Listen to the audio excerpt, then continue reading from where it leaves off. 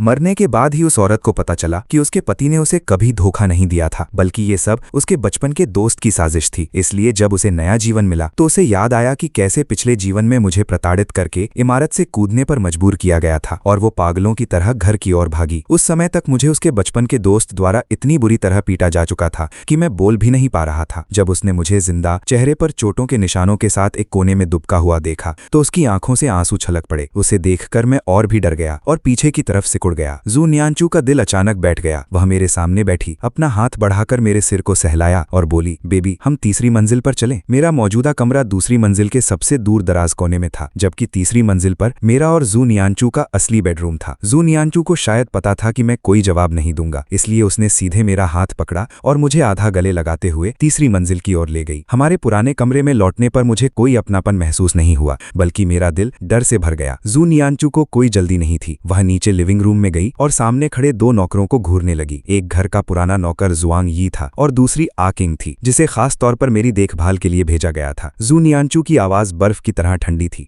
आज दोपहर को कौन आया था? जुआंग यी ने बिना कुछ छिपाए सच बताया। प्रेसिडेंट जू, दोपहर में छोटे मालिक किन आए थे। नहीं, उन्होंने गलत देखा है। आ किंग ने तुरंत जोर से विरोध किया। उसकी आवाज में साफ कंपन था। जू न्यानचू के होठों पर एक ठंडी मुस्कान तैर गई। तो तुम बताओ, आज दोपहर को आखिर कौन आया था? आ किंग की घबराई हुई आंखें अचानक चमक उठी, मानो कोई जीवन दान मिल गया हो। नी मालिक आए थे। हाँ, वही आए थे। आ किंग ने शांत दिखने का नाटक किया और जिद पर अड़ी रही कि नी ही आए थे, जिससे उसका मतलब किन से था।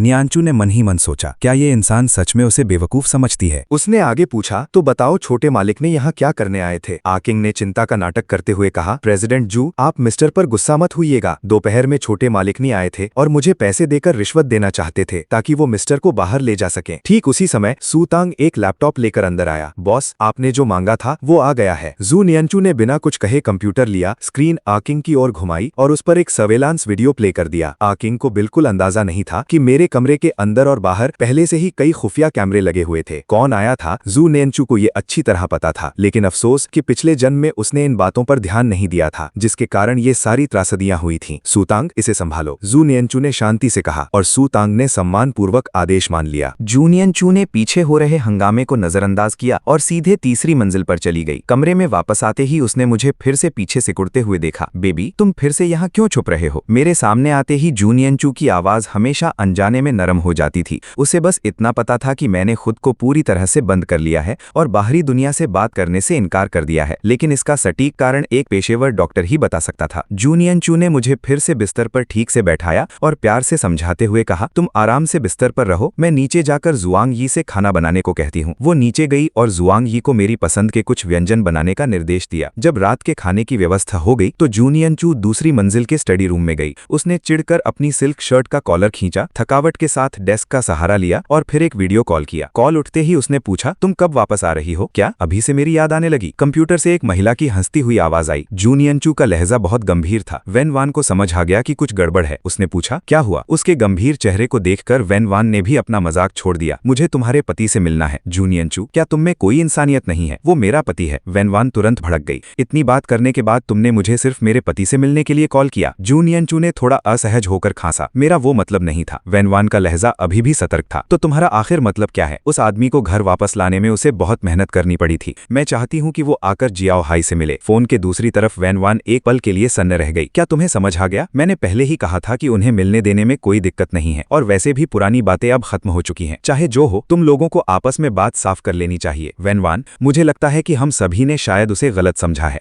ये सुनकर फोन लाइन पर एकदम सन्नाटा छा गया। जू न्यानचू ने खामोशी को तोड़ते हुए कहा, बाकी बातें तुम्हारे वापस आने पर विस्तार से करेंगे। ठीक है, मैं अभी चे को बता देती हूँ और उसे कल तुमसे मिलने के लिए भेजती हूँ। वेन वान ने कहा। पहले ही धन्यवाद कहकर दोनों ने थोड़ी और बात की और फिर कॉल काट दी। नीचे जुआंग यी ने पहले ही तैयार खाना मेज पर लगा दिया था। जू न्यानचू को डर था कि मैं नीचे आकर खाना नहीं खाऊंगा, इसलिए उसने रसोई से एक ट्रे और छोटी प्लेटें निकालकर थोड़ा खाना अलग कर लिया। उसने खास तौर पर मेरा पसंदीदा टमाटर और पोर्क रिब सूप बनवाया था और उसका एक छोटा बाउल खाने के साथ ऊपर ले आई। इस बार मैं छुपा नहीं, बल्कि चुपचाप बिस्तर पर बैठा रहा। जू न्यानचू ने खाना नाइट स्टैंड पर रखा और प्यार से मुझे मनाते हुए बोली, बेबी, हम कुछ खा लें? ये कहते हुए उसने एक चम्मच सूप भरकर मेरे होठों के पास लाया। मैंने अनजाने में अपना सिर घुमाकर बचने की कोशिश की। हालांकि मेरे चेहरे पर कोई भाव नहीं था, लेकिन मेरी कांपती हुई पलकों ने मेरा डर उजागर कर दिया। ठीक है, मैं सूप यहीं रख देती हूँ, क्या तुम खुद खा लोगे? जू न्यानचू ने बेबसी से प्याला नीचे रख दिया और मुड़कर कमरे से बाहर चली गई। जू न्यानचू नियंचू के जाने के बाद ही मेरी नजरें धीरे धीरे नाइट स्टैंड पर रखे खाने पर पड़ी। मैंने वो सूप का प्याला उठाया जिसे वो मुझे पिलाने की कोशिश कर रही थी। संकोच के साथ एक छोटा घूंट चखा और जब यकीन हो गया कि इसमें कुछ अजीब नहीं है तब जाकर मुश्किल से आधा प्याला पिया। बाकी के खाने को भी मैंने पहले बहुत करीब से सूंघा और फिर थोड़ा थोड़ा करके मुंह में डालने की हिम्मत जुटाई। मैंने कुल मिलाकर पूरे खाने का सिर्फ 1/3 हिस्सा ही खाया। वहीं नीचे जू नियंचू का भी खाने का मन नहीं था। उसने बस चावल के कुछ निवाले खाए और बेचैनी से तीसरी मंजिल की ओर देखने लगी। जब उसे लगा कि काफी समय हो गया है तो वो वापस कमरे में आई और देखा कि खाना थोड़ा कम हुआ है, हालांकि ज्यादातर खाना वैसे ही बचा था। उसने मन ही मन आह भरी। कुछ नहीं खाने से तो बेहतर है कि उसने थोड़ा बहुत खाया। मुझे कमरे में चुपचाप बैठे देखकर जू नियंचू अंदर से बहुत चिंतित और भावुक महसूस कर रही थी। उसे याद आया कि पहले कैसे हम खाना खाने के बाद सोफे पर लेट जाते थे और बातें करते हुए खाना पचाते थे, लेकिन अब मुझमें वो पहले जैसी चंचलता नहीं रही थी। तारों जैसी चमकने वाली मेरी वे आंखें भी अब बेजान हो गई थीं। वो ये सोचे बिना नहीं रह सकी कि क्या हम फिर से पहले जैसे हो सकते हैं। जू नियंचू ने अपने उलझे हुए विचारों को झटक दिया। पहले खुद नहाने गई और फिर बाहर आकर मुझे नहाने लेकर गई। उसने मुझे हाफ स्लीव पजामा देते हुए नरमी से कहा, बेबी जाकर नहा लो। मैंने अपने हाथों में थमाए गए पजामे को नीचे देखा और बिना हिले डुले वहीं खड़ा रहा। क्या हुआ? जू नियंचू ने अनजाने में मुझे गले लगाने के लिए हाथ बढ़ाया, लेकिन फिर हवा में ही रुक गई। मैंने बिना किसी शब्द कहे पजामा लिया और चुपचाप बाथरूम में चला गया। पूरा आधा घंटा बीत गया लेकिन बाथरूम का दरवाजा नहीं खुला। जू नियंचू ने बेचैनी से दरवाजा खटखटाया। बेबी क्या तुम अभी तक नहाए नहीं? बेबी जियाचुआन। दरवाजे के उस पार बाथरूम में मौत जैसा सन्नाटा था। पानी गिरने की भी आवाज नहीं आ रही थी। उसका दिल बैठ गया और बिना किसी हिचकिचाहट के उसने तुरंत स्पेयर चाबी ली और दरवाजा खोल दिया। बेबी। जैसे ही जू नियंचू ने दरवाजा खोला उसने देखा कि मैं नहाने के बाद कपड़े पहन चुका हूं और तौलिया ओढ़े टॉयलेट सीट पर बैठा हूं। जब नहा लिया तो बाहर क्यों नहीं आए? उसने पूछते हुए अंदर कदम रखा और मेरे कंधे से तौलिया हटा दिया। पल भर में ही मेरी ठंडी सफेद त्वचा पर पड़े बड़े छोटे नीले निशान और नोचने के गहरे घाव बिना किसी रुकावट के उसकी आंखों के सामने आ गए। ये सब क्या है? जू नियंचू ने कांपती हुई आवाज में मेरे घावों को देखा। हालांकि खून नहीं बह रहा था लेकिन वे बैंगनी रंग के चुटकी काटने के निशान डरावने लग रहे थे। वो मुझे बहुत सावधानी से वापस बिस्तर पर ले गई। तुरंत नीचे जाकर जुआंग यी से मरहम मंगवाया और मेरी हर चोट पर उसे बहुत ध्यान से लगाया। उसने मुझसे कुछ नहीं पूछा, बस चुपचाप मुझे कंबल उड़ाया, मुझे अच्छे से आराम करने को कहा और फिर मुड़कर स्टडी रूम में चली गई। स्टडी रूम में जू नियंचू कंप्यूटर के सामने बैठी और मेरे कमरे के पिछले 1 साल के सर्वेलेंस वीडियो को खोल लिया। वीडियो में उसने देखा कि कैसे मेरी आंखों की चमक जो पहले उम्मीद से भरी थी वो सुन्नपन में बदल गई और फिर पूरी तरह से निराशा में डूब गई। उसने देखा कि कैसे जियांग रेन ने उसकी नाक के नीचे मुझे प्रताड़ित किया था। जियांग ने किसी से पानी का एक बर्तन मंगवाया, फिर कमरे का दरवाजा बंद कर दिया। मैं डर के मारे एक कोने में दुबक कर रह गया और हिलने की हिम्मत भी नहीं कर पा रहा था। मेरे हाव भाव से साफ लग रहा था कि ये मेरे साथ पहली बार नहीं हो रहा था। जियांग रेन सीधे मेरे पास आया, मेरा कॉलर पकड़ा और बेरहमी से गाली देते हुए बोला, बेशर्म इंसान, बेचारा बनने का नाटक क्यों कर रहा है? इधर आ। अपनी बात खत्म किए बिना ही जियांग रेन ने मुझे पीछे से कसकर पकड़ा, मुझे घसीटते हुए पानी के बर्तन तक ले गया और मेरा सिर जोर से पानी में डुबो दिया। क्या तुम्हारा नाम जियाओ हुआईचुआन नहीं है? ठीक है, अब तुम पानी में हो, अब छटपटा कर दिखाओ। जियांग रेन का हाथ मेरे सिर के पीछे कसकर दबा हुआ था जिससे मुझे संघर्ष करने का कोई मौका नहीं मिला। और आश्चर्य की बात यह है कि मैंने भी कोई विरोध नहीं किया। उसे जो करना था करने दिया। जब मुझे लगा कि मेरा दम घुटने वाला है तभी उसने अचानक मेरा सिर पानी से बाहर निकाल लिया। जू नियंचू ने तुरंत वीडियो बंद कर दिया। उसमें आगे देखने की हिम्मत नहीं थी और उसका दिल इस कदर दर्द कर रहा था कि उसे सांस लेने में भी तकलीफ हो रही थी। दरअसल जियांग रेन जियांग परिवार का सबसे छोटा बेटा था जो बचपन से ही जू नियंचू को पसंद करता था। बाद में वो पढ़ने के लिए विदेश चला गया। जू नियंचू को लगा कि वो अब बड़ा हो गया है और उसने जियांग रेन को साफ तौर पर मना भी कर दिया था। जब जियांग रेन को पता चला कि जू नियंचू मेरे साथ रिश्ते में है तो उसने जरा भी गुस्सा नहीं दिखाया। इससे जू नियंचू को ये गलतफहमी हो गई कि वो सब कुछ समझ चुकी है। कौन सोच सकता था कि जियांग रेन इतना क्रूर निकलेगा कि वो किसी भी कीमत पर लू चैन के साथ मिलकर इस खौफनाक साजिश को अंजाम देगा। जू नियंचू ने अपनी भावनाओं को जबरदस्ती काबू किया और आराम करने के लिए कमरे में वापस जाने की तैयारी करने लगी। पिछले 1 साल में उसने कभी मेरे साथ कमरा साझा नहीं किया था। उसने धीरे से कमरे का दरवाजा खोला और मुझे चुपचाप कंबल में सिकुड़ा हुआ देखा जिससे उसके दिल का सबसे कोमल हिस्सा पिघल गया। मैं आज्ञाकारी बच्चे की तरह बिस्तर के एक तरफ लेटा था। जू नियंचू ने दूसरी तरफ से कंबल उठाया और वो भी लेट गई। मैंने सोने का नाटक करते हुए अपनी आंखें कसकर बंद कर लीं। जू नियंचू ने मुझे पीछे से गले लगा लिया और एक ही पल में उसने महसूस किया कि मेरा शरीर अचानक से अकड़ गया है। वो जानती थी कि मैं जगा हुआ हूं लेकिन उसने कुछ नहीं कहा, बस ऐसा बर्ताव किया जैसे मैं सो चुका हूं और मुझे सुलाने के लिए धीरे धीरे मेरी पीठ थपथपाने लगी। जाने अनजाने में मुझे सच में नींद आ गई और जब देर रात अचानक मेरी आंख खुली तो मैंने खुद को उसकी बाहों में पाया और हिलने की जरा भी हिम्मत नहीं जुटा सका। अगली सुबह जब जू नियंचू उठी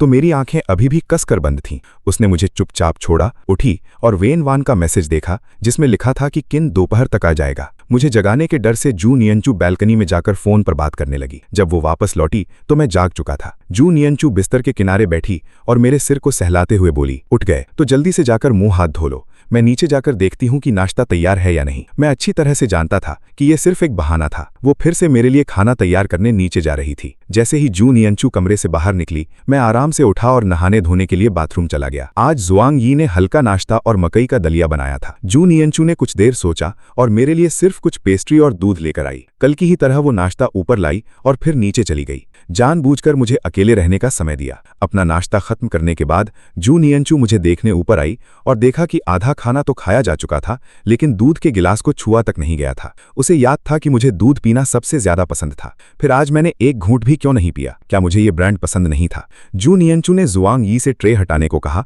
और फिर पूरी सुबह मेरे साथ कमरे में अकेले बैठकर मुझे देखती रही। जू नियंचू ने महसूस किया कि सोने के अलावा मैं बस खाली नजरों से घूरता रहता था। मैं कुछ नहीं करता था, यहां तक कि अपने फोन को भी नहीं छूता था। सच कहूं तो बाहरी दुनिया से संपर्क रोकने के लिए जियांग रेन के लोगों ने मेरा फोन बहुत पहले ही छीन लिया था। जू नियंचू ने भी ये नोटिस कर लिया था। उसने तुरंत सू तांग को फोन किया और बिल्कुल मेरे जैसा ही एक नया फोन, साथ ही एक ईजल और ऑयल पेंटिंग का सामान मंगवाया। सू तांग ने फोन पर सम्मानपूर्वक कहा, ठीक है बॉस। दोपहर के करीब आखिरकार किन चेह पहुंच गया। दरवाजे से अंदर आते ही उसने बेचैनी से पूछा, हुआईचुआन कहाँ है? क्या तुमने उसे फिर से बंद कर दिया है? जू नियंचू को देखते ही किन का चेहरा गुस्से से लाल हो गया।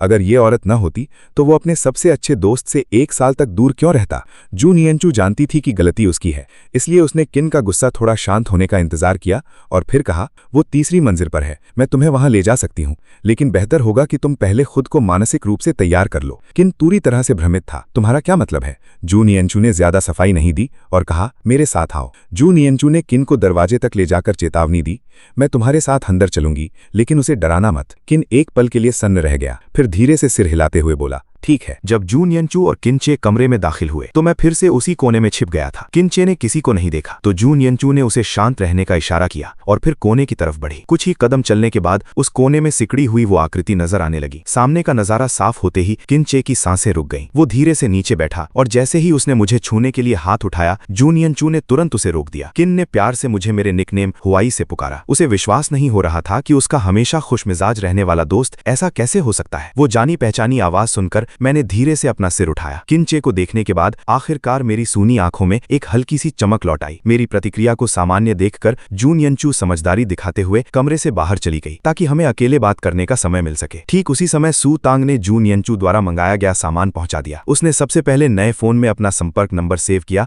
और फिर ईजल को सीधे कमरे में ले जाने की योजना बनाई। कमरे में हम दोनों अभी भी उसी अवस्था में थे जैसे वो अंदर आया था। किन के पास कहने के लिए हजारों बातें थीं, लेकिन उसे समझ नहीं आ रहा था कि शुरुआत कहां से करे। उसने रुंधे गले से कहा, क्या हम पहले इस कोने से बाहर आ सकते हैं? मैंने धीरे से अपना सिर हिलाकर मना कर दिया। उस कमरे से भागने के बाद ये मेरे शरीर की एकमात्र स्वाभाविक प्रतिक्रिया थी। हुआईचुआन, कृपया ऐसे मत करो, कुछ तो बोलो। मेरी इस दयनीय स्थिति को देखकर किनचे ने दर्द से अपना मुंह ढक लिया। उसकी आंखें तुरंत लाल हो गईं और आवाज भर्रा गई। दरवाजे पर पहरा दे रही जू नियंचू ने जब कमरे के अंदर से रोने की दबी हुई आवाज सुनी तो बिना सोचे समझे दरवाजा खोलकर अंदर आ गई। जू नियंचू को देखते ही किनचे का गुस्सा फूट पड़ा। जू नियंचू, तुमने आखिर मेरे हुआईचुआन के साथ क्या किया है? वो ऐसा कैसे हो गया? पिछले 1 साल में मैंने जो कुछ भी सहा था उसके बारे में जू नियंचू एक शब्द भी नहीं बोल पाई। बताओ मुझे, किनचे ने जोर देकर पूछा। जाहिर है वो जवाब जाने बिना नहीं छोड़ने वाला था, लेकिन जू नियंचू की नजरें कोने में दुबके हुए मुझ पर ही टिकी थीं। वो देख रही थी कि मैं डर के मारे कैसे खुद को और पीछे सिकुड़ रहा हूं, मानो खुद को पूरी तरह से छुपा लेना चाहता हूं। ये मेरा चरम डर था। जू नियंचू आगे बढ़कर मुझे शांत करना चाहती थी,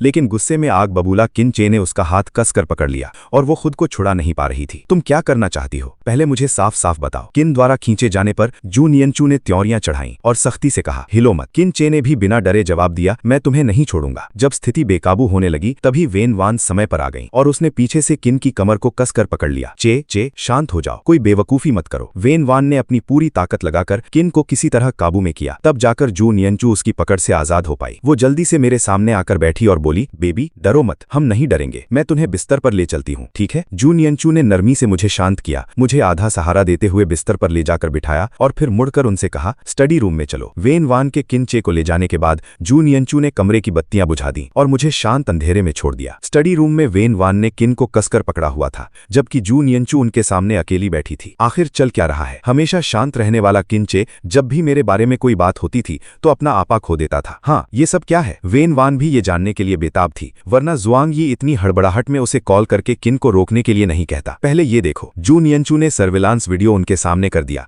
और खुद दर्द के मारे मुंह फेर लिया। पूरे 1 साल के इस सर्विलांस वीडियो को जू नियनचू पहले ही देख चुकी थी और यहाँ तक कि उसने जियांग रेन की क्रूरता वाले हिस्सों को अलग से सेव कर लिया था। वीडियो देखकर किंचे की आंखों से आंसू बहने लगे। उसे अपना मुंह कसकर दबाना पड़ा ताकि वो जोर से रो न पड़े। पास बैठी वैनवान का दिल भी इतना दहल गया कि वो वीडियो नहीं देख पा रही थी। जू नियनचू ने बड़ी मुश्किल से एक वाक्य कहा। उस समय बिजनेस सीक्रेट्स जिया हुआई चुआन ने लीक नहीं किए थे और उसका लू चेन से कोई लेना देना नहीं है। मैंने तो बहुत पहले ही कहा था कि हुआई ऐसा इंसान नहीं है। किंचे को मुझ पर हमेशा से भरोसा था। आखिरकार हम बचपन से साथ पले बड़े थे और वो मेरे चरित्र को सबसे अच्छी तरह जानता था। तुम्हें कैसे पता कि ये वो नहीं है? वैनवान को बड़ी हैरानी हुई। उस समय सारे सबूत मेरे ही खिलाफ थे, लेकिन अब जू नियनचू खुद उन बातों को गलत साबित कर रही थी। तुम्हारा क्या मतलब है? किंचे वैनवान द्वारा मुझ पर सवाल उठाना बर्दाश्त नहीं कर सका और उसे घूरने लगा। वैनवान ने तुरंत अपनी आवाज नर्म की और उसे समझाते हुए कहा, तुम गुस्सा क्यों कर रहे हो? मैं बस पूछ रही थी। मेरा कोई बुरा इरादा नहीं है। मैं भी यही चाहती हूँ कि उसने अपने दोस्त को धोखा न दिया हो। नियनचू का चेहरा उदास था। मुझे अभी तक नहीं पता कि इसके पीछे किसका हाथ है, लेकिन मुझे पक्का यकीन है कि उसने मेरे साथ कोई विश्वासघात नहीं किया है। क्या तुम्हें मुझसे कोई मदद चाहिए? वैनवान सच में उसकी सबसे अच्छी दोस्त थी। वो तुरंत उसकी बात समझ गई। जू नियनचू के होठों पर एक ठंडी मुस्कान तैर गई। हाँ, मुझे सच में तुम्हारी मदद चाहिए। इसके बाद उसने अपनी पूरी योजना बता दी। उन दोनों ने स्टडी रूम में काफी देर तक छुपकर बात की। शाम होने तक जू नियनचू ने उन्हें खाने के लिए भी नहीं रोका। उन दोनों को विदा करने के बाद वो मुड़ी और मेरे लिए बना हुआ खाना लेकर ऊपर आ गई। किंचे के साथ एक दोपहर बिताने के बाद मेरी हालत में काफी सुधार हो गया था और मैंने आज रात के खाने में थोड़ा ज्यादा भी खाया था। रात होने पर मैं अपने आप को कंबल में सिकोड़कर लेट गया। जू नियनचू मेरे बगल में बैठकर एक किताब पढ़ रही थी। ये मनोविज्ञान की वही किताब थी जो आज सू तांग ने भिजवाई थी। मेरी इस हालत के लिए वो जानती थी कि उसकी जिम्मेदारी से वो भाग नहीं सकती, लेकिन अभी कंपनी की सबसे पहली प्राथमिकता मुझे न्याय दिलाना था। नियनचू ने बार बार संकोच किया, लेकिन फिर भी मुझे पहले बताने का फैसला किया। बेबी, कल तुमसे कोई मिलने आएगा। डरना मत, मैं तुम्हारे साथ ही रहूंगी, ठीक है? कंबल में छिपकर मैंने सिर्फ अपनी आंखें नीची कर ली। मेरा दिल पहले ही सुन्न हो चुका था। जू नियनचू ने किताब बंद की, उठी और लाइट बंद कर दी। अब सो जाओ बेबी, गुड नाइट। मैं अनजाने में ही उससे दूरी बनाए रखना चाहता था और जू नियनचू ने भी कोई जबरदस्ती नहीं की। बस उसका उसके पास होना ही उसके लिए काफी था। अगले दिन जू नियनचू बहुत जल्दी उठ गई। मुझे गहरी नींद में सोता देखकर उसने मुझे जगाना सही नहीं समझा। सुबह 10 बजे तक जब जुआंग ई ने आकर बताया कि डॉक्टर आ गए हैं, तब वो जल्दी से नीचे गई। जियांग दू एक नया डॉक्टर था जिसे जू नियनचू ने एक काम के सिलसिले में जाना था। वो एक विदेशी प्रसिद्ध विश्वविद्यालय से पीएचडी भी था। आप आ गए? जू नियनचू ने जियांग डू का स्वागत किया और सीधे मेरी स्थिति के बारे में बात करने लगी। जियांग डू ने अपनी नोटबुक खोली और कहा, पहले मुझे विस्तार से बताओ कि अभी उसकी क्या स्थिति है। जिया हुआई अब लोगों से बहुत डरता है। वो कमरे से बाहर एक कदम भी नहीं रखना चाहता। वो अक्सर खुद को एक कोने में छिपा लेता है और बहुत कम खाता है। यहाँ तक कि उसके शरीर पर अक्सर चोट और नोचने के निशान भी होते हैं। पहले के लक्षण तो बहुत स्पष्ट थे, जिन्हें कोई भी देख सकता था, लेकिन ये आखिरी बात जू नियनचू ने खुद गौर की थी। शुरुआत में उसे भी लगा कि ये जियांग रेन की दी हुई पुरानी चोटें होंगी, लेकिन पिछले कुछ दिनों से उसने मेरी बहुत अच्छी तरह से देखभाल की थी। फिर भी मेरे शरीर पर अचानक से नए निशान कैसे आ गए? अगर आपको अगला पार्ट जल्दी चाहिए तो प्लीज इस वीडियो को लाइक और चैनल को सब्सक्राइब करें।